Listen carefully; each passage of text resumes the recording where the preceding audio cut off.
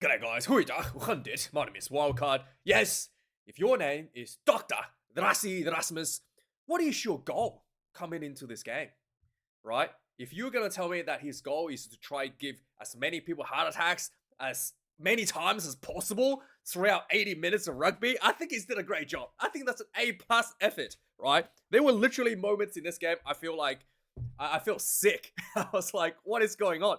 Right? And then there were moments with just absolute brilliance and it just joy and a wonderful Springboks style of rugby that everybody enjoys watching. So the question is, jokes aside, right? The question is, what is the Springboks try to achieve in this game? I think a number of things the Springboks achieved in this game in terms of pursuing the goal towards the Rugby World Cup, right? The Springboks has multiple different style of rugby based on who they play at 10. You've got, the Sasha Fangberg, more of a counter-attacker, in my opinion. Sasha Fangberg, and then you've got Mane the Bok, more of a boring hand style of rugby. And then you've got Handre Pollard, right? The go-to, the traditional, the grindy style of Springbok rugby, the set piece, the dominance, and then the goal kicking that comes to back that those penalties that they get from that forward dominance. And we today would lean towards that Handre Pollard style, but we did not see the goal kicking. So yes, it is once again it is a little pushing out of the boundary for the Springboks once again, and really challenging the players to move out of the comfort zone. Despite the fact that I think the amount of penalties, the amount of forward dominance Springboks got, if they chose to kick the penalties, they probably would have got a quite comfortable lead and would have played they could have settled into a very comfortable, very very what do you call it, efficient style of rugby that we saw the way that they won the Rugby World Cup, in a finals game against New Zealand, right? But the Springboks did not do that, and I really like the fact they didn't, especially the fact that they have so many young players out there. It is really easy, right? To go have a bunch of young players out there and just go, hey, look, we're just gonna do these things, right? Get the penalties, win the scrum, get the penalties, win the line out, get the penalties, and Handre Pollard will kick this, and then we're gonna call it a day with, with minimal damage done, and just focusing attacks, minimal damage done on both ends of the field, right? But they did not do that. They really challenged the youngsters to assert the dominance and get those tries, which I think is really, really, really important, especially with Handre Pollard at 10, right? Not trying to trash Pollard too much, but in terms of being able to, in terms of as like a running, attacking playmaker, I think he's third on the pecking order behind, Mane the Bok and Sasha, and then it's Handre Pollard, right? And the Springboks still was able to deliver the results that they were looking for, relying on that four-packer that is much younger and newer and fresher to the test arena. And I really like the fact that they got that piece of the puzzle done, right? And then in addition to that, what was really important for Rassie Erasmus to find out just exactly what the younger players are going into the Rugby World Cup, right? So there was definitely a lot of issues that was exposed in the Springbok team. The one thing that I talked about in the pre-game, in my preview, was that I do think that the Scotland Rugby will be able to exploit midfield, and some of the newer players aren't able to shut down the rush defense, aren't going to be good, aren't going to be clinical enough to shut down some of the midfield players from Finn Russell and Tuipulotu. And I think that's exactly what we saw. But a lot of times the Scotland team, you can see the strategy. Scotland knew this as well. They get the ball right, and they're very, very reluctant to go to the ground. They do everything they can to try to keep the ball alive, and then as a result, because the ball is kept alive, the Springboks defense is constant in that shuffled up disorganized situation, especially with the rush defense, right? The tackle might be made and players are still, because of rush defense, still way offside, and then Scotland just trying to keep the ball alive and just keeping that momentum going. They did a really good job to play that game and keeping themselves a lot of momentum forward and making the defense really difficult and really challenging that midfield defense from the Springboks there. And also the four pack, some of that, especially in the second half, some of the younger players coming on, not staying connected in midfield, and then just like the Scotland just did that short pass, and I don't know, 4 or 5 times they just ran through middle of the field, and the Springboks was up 3 tries, and the Scotland almost caught up just by doing this little short pass and straight through midfield. We're gonna look at the missed tackle count, and it's quite alarmingly high for the Springboks, and so that's another area that Rassie Erasmus needs to work on. They've brute forced their way with the 4-pack to win this, but it wasn't some of this little the midfield breaks. Just if you go against like France or the All Blacks, you're not going to be able to assert dominance. You're not going to be able to get away with that those mistakes and still win the game, right? And it's just a lot of things that Rassie has to work for, but I think it is really really crucial. And I think most impressively is the fact that they have new players on the field and they push them out of the comfort zone. Especially a lot of the Bulls players are very used to that box kicking and just scrum dominance and kick a couple penalty goals or whatnot. And they are, they really push out of that and asserted them dominance and got those tries on the goal. Most importantly, against a very very good Scotland team. Now with the Scotland side, I thought that in addition to the fact I did think that Scotland got drawn into the box kicking game at points, and I just did not go well for them. Just not like able to recover the execution in terms of pressuring those box kicks, and just a lot of times the Springboks just kick it back, and I think the Scotland earlier on made that mistake, and then they transitioned into ball in hand and giving the ball alive, and that worked a lot better for them. And also the fact that when Scotland were able to spread ball out wide, they found space out wide as well. So the Scottish team was able to do much better in ball in hand. I was very impressed with with the way that Finn Russell and Tripolotu kind of just worked together in center field and just did a bit of a heads up rugby and manipulated the defense quite well, and and then found those gaps in a number of times, getting this for the Scotland to score tries. But the execution for the follow up, especially in the 4-pack for the Scotland, once again I thought was a little bit. It was a little bit disappointing. Not only in defense, that I thought the forwards wasn't fronting up to shut down the forward momentum. So a lot of the Springbok tries just brute forced over forwards on forward and just man on man, and Scotland wasn't able to to make a dominant hit. And then that aside, there were just too many like silly little errors, drop balls and whatnot from the Scotland team, and I just think that they really stymied the Scotland a lot in that momentum, especially in the 4-pack, and then just but got to give some credit for the Scotland team in the 4-pack. They did do some creative plays. They did. There was one point where they did basically a Springbok play. They did a more in the middle of the field to draw in this to draw in the Springbok players, and then they scored a try from that. So I thought that was really really smart. Something that I think the Springboks wasn't expecting to like the unexpected factor was a big thing that just showed like strategic thinking, but most importantly the execution and got that job done was just I thought it was really really impressive on Scotland there as well. And also the forwards did a good job in the second half to come back with some of that 1-2 punches midfield. But overall, I just thought the set piece, the scrum got pretty much dominated for the most part. The referee has some very interesting scrum interpretation. He was very like adamant on making the square, the shoulder square, and the post hit as well. Any sort of movement, he would call a reset. Like he would call like, oh, you pushed too early. You're not like it's almost like the hit. Sometimes I feel like the hit and the advantage of the hit from a particular team for making a good hit, it's almost like the referee immediately like neutralized it and called for a reset. I don't like that interpretation. I do think that the hit is an important part of the scrum, and I do think that as long as scrum is not just like marching forward or straight going down, you should allow the team that got a little bit of advantage on the hit to maintain that instead of just going, oh, you pushed early. I don't think that's early push. I think it's just a good hit. And then his reset a number of scrums as a result of this. I did not like that interpretation at all from the referee, and he was very like meticulous about the shoulders being squared, and I still thought that the Scottish looser was boring in quite a bit. But overall, the scrum dominance belonged to the Springboks. Mull just every time there were moments where Scotland had a bit of ascendancy, but the Springboks was consistently able to do that, and I think that's a really important tick in the Rassie Erasmus game plan as well. There was a more, obviously the more interpretation has changed a little. I don't know if it's changed or if it's just been toughened up a little bit or clarified a little bit. The more you're not allowed to go past, if you're a defender, you're not allowed to go past the ball carrier anymore. So a lot of times, the more we see teams do this, where they kind of like wrap around a bit or try to like swim around the side and maybe just messed up the ball a little bit in such a way that the ball carrier gets caught in the middle.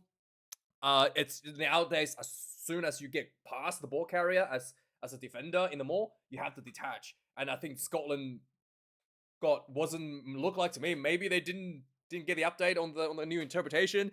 got caught a number of times for that, penalized for that in the maul. So yeah, I was a little bit surprised to see that the team did not adjust. Like this was, this was I don't know if the referee sent down notes to the teams, but by watching the first week, this was very obvious. The people have explained this.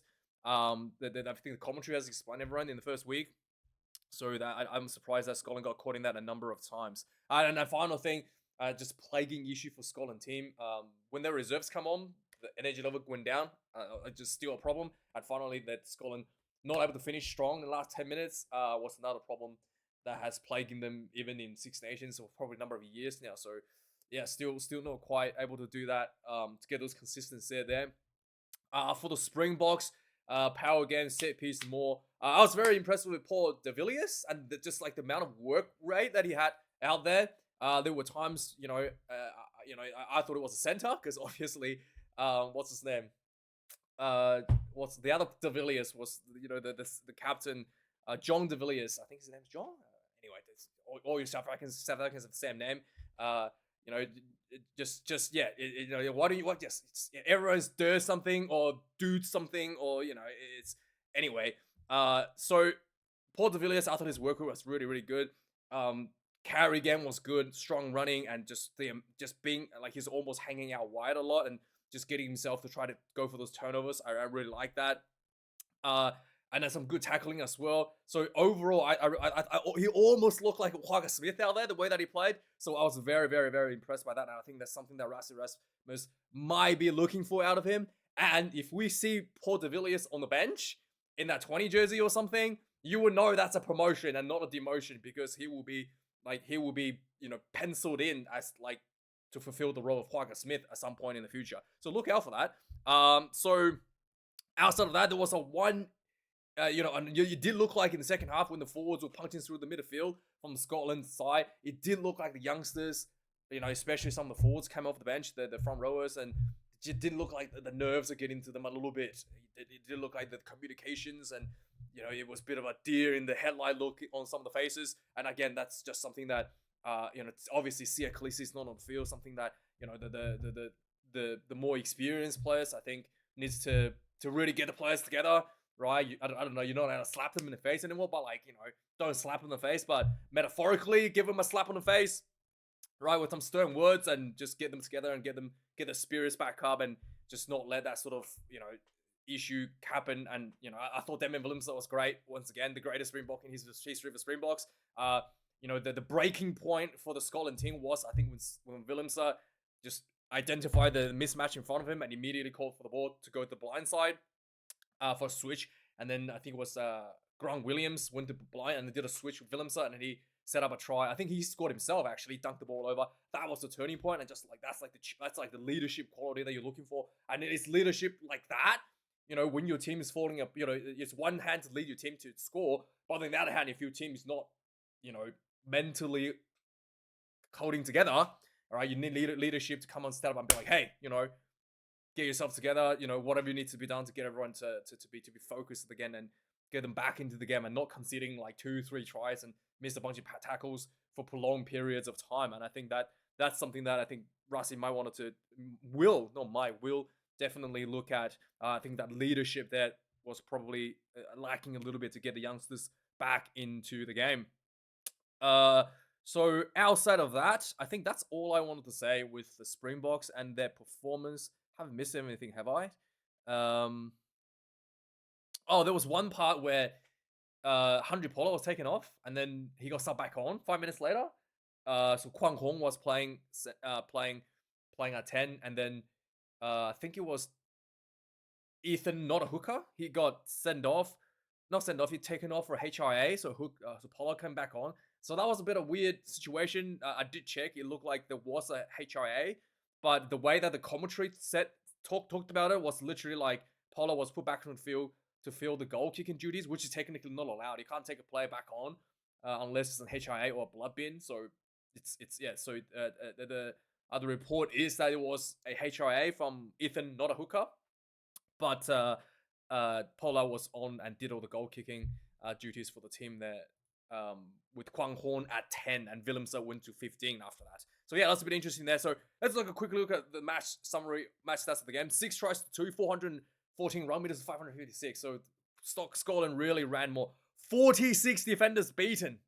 Boy, that is a lot. 20 for the Springboks only. 234 passes to 85. Like I said, the Scottish team just keeping the ball alive, not just pop into each other constantly, and not actually kill the ball, like sort of thing.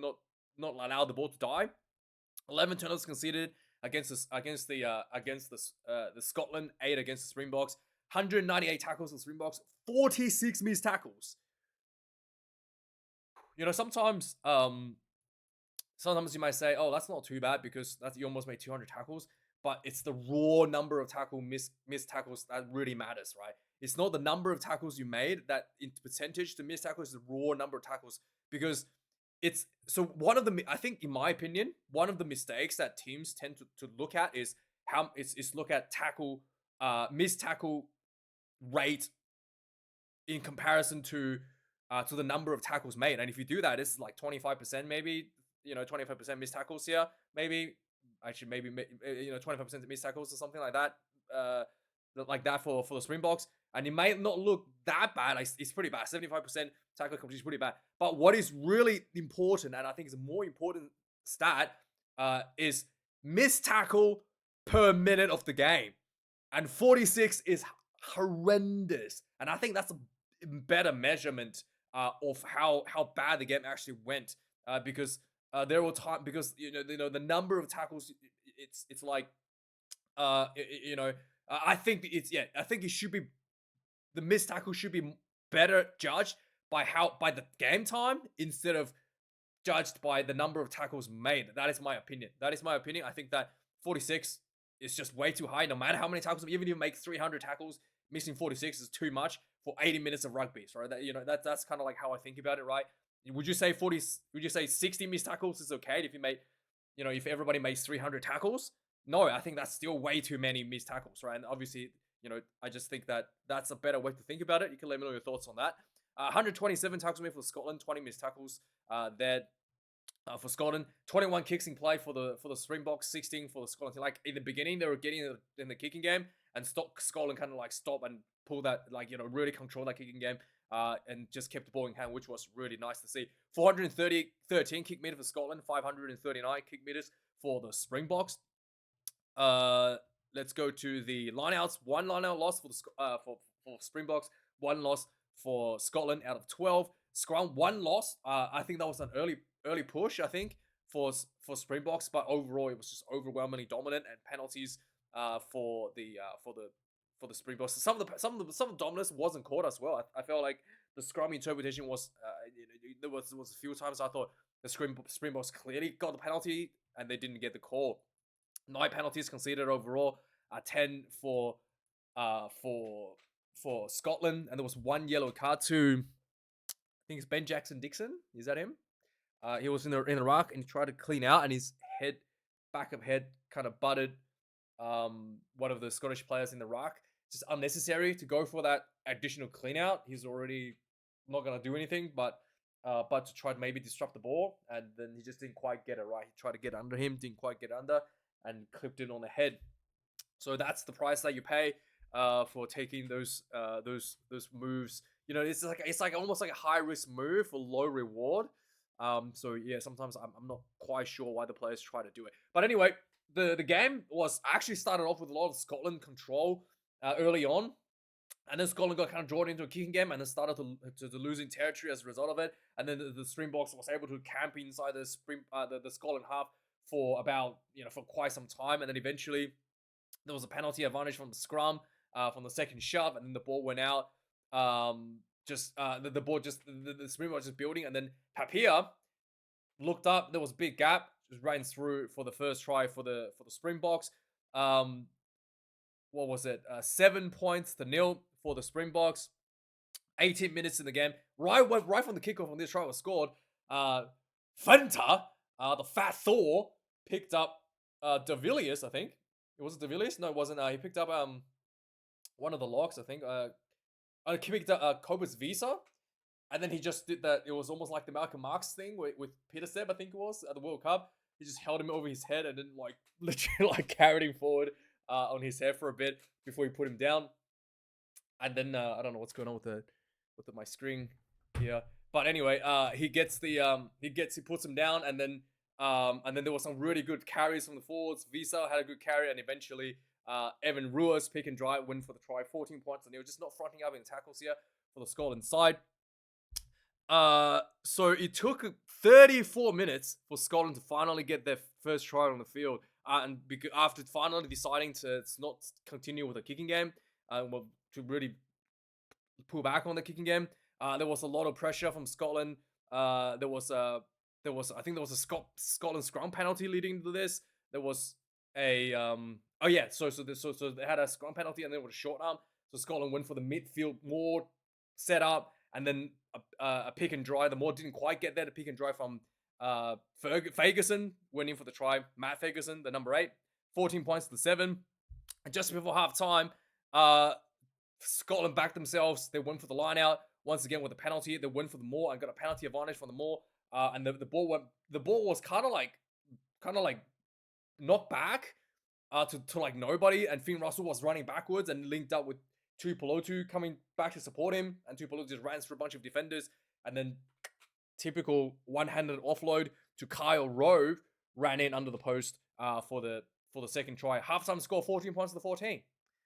Coming out of the second half, there was a big like stalemate left and right. Lots of changes has been made immediately for the Springboks. 57 minutes into the game, there was the Springboks had a scrum advantage. They went bunch of crash balls, bunch of pick and drive, absolute power game. And then eventually Elric Lowe crashed over for the try, 21 points to 14. And then after this, Damien Villiers stepped up his game. The Springboks went wide, and then they was looking like they're gonna swing back wide. Went to the left hand side of the field. It looked like they're gonna swing back right to the right hand side. And Villiers saw like a mismatch, just went go short again.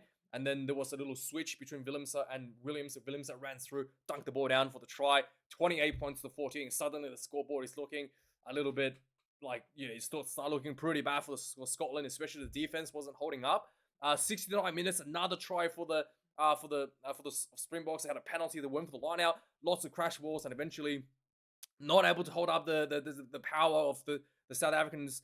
Portham crashed over for the try, his debut as well. The loose hair, I think it was a loose hair or tight hair prop, the reserve tight hair prop, I think. Got in for the try, 25 points to 14. And then after this, Rassie was literally smiling in the coaching box. It looked like they've just got this one put away. After this, Scotland started to come back. There was just missed field, missed tackle everywhere. Literally immediately, there was a short ball from Cummings. Cummings got a crash ball midfield. He just ran through a massive gap, and he passed infield to Bayless, who ran through for the try. Immediately responded, 35 points to 21. And 2 minutes later, another similar move, a little short pass midfield, a crash through for Scotland. They got really close, and lots of pick and go, and eventually Ben White goes over. 35 points to 28. And suddenly you'd see one score away. And then there was more midfield crash throughs that couldn't quite get there for the Scotland. And I think a lot of people were just on the edge of their seats. And with 10 minutes to go, you think that Scotland might actually make a comeback. But eventually, the Springboks was able to stabilize the situation. 77 minutes on the clock. Handre Pollard did something that I haven't seen for a long time, at least, if ever. I think I've definitely seen Handre Pollard do a grabber kick. But he got the ball grabbed in the midfield, but this was really far out. This was 60 meter out from the try line. And he just did a little grabber kick behind. And then Jesse Creel ran through and scooped this up. I don't think I've seen this move with Jesse Creel, but again, this is just really, really clever. Jesse Creel ran through. There was two defenders coming out to defend. He bumps off the first one. And the second one, he just shrugged him off and ran him for just absolute power and speed. And in 77 minutes, it looked like he looks like he's, still fresh as, he looks a fresh, like a fresh pair just came off the field.